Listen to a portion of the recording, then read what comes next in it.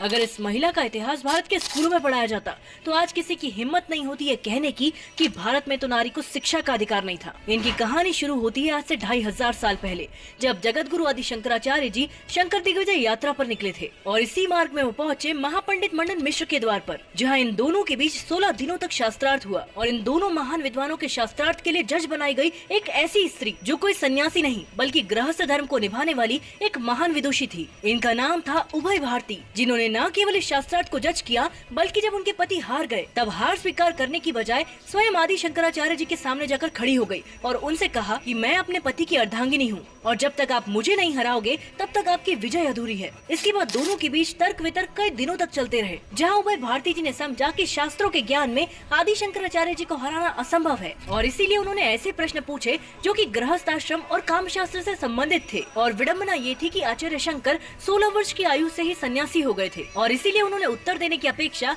शास्त्रार्थ को रोक दिया और उभय भारती जी से कुछ दिनों का समय मांगा और योग विद्या के जरिए पहले गृहस्थ जीवन को समझा और फिर शास्त्रार्थ किया और विजयी हुए। जिसके बाद देवी उभय भारती और मंडन मिश्र जी ने आदि शंकराचार्य जी के सामने समर्पण कर दिया और उन्हें अपना गुरु बनाया और आज भी श्रृंगेरी शारदा पीठ में उन्हें देवी शारदा के रूप में पूजा जाता है। अब आप ही सोचिए कि जहाँ कुछ मंद बुद्धि सनातन धर्म को पैट्रियार्कल या बैकवर्ड दिखाने की कोशिश करते हैं, वहीं पर यदि हम अपना इतिहास देखें तो सनातन धर्म का एक महान सन्यासी जो महान विद्वान होने के बावजूद भी अपने शास्त्रार्थ का निर्णायक एक स्त्री को चुनते हैं और साथ ही वो स्त्री भी एक ऐसी विदुषी है जो न केवल इस शास्त्रार्थ को जज करती है बल्कि समय आने पर शास्त्रार्थ भी करती है, जो कि एक सॉलिड प्रूफ है कि सनातन धर्म की महिलाएं चाहे गृहस्थी हो या सन्यासी वो दोनों ही क्षेत्रों में सुप्रीम अथॉरिटी थी। लेकिन उसके बावजूद भी उभय भारती जी जैसी महिलाओं का इतिहास उतना प्रचारित ही नहीं हुआ जितना कि ये मिथ्स प्रचारित हुई कि हमारी महिलाएं तो कभी सती प्रथा, कभी बाल विवाह और कभी घूंघट की शिकार थी। इसीलिए इन्हीं मिथ्स को तोड़ने के लिए हमें फॉलो करना और इस वीडियो को शेयर करना न भूलें।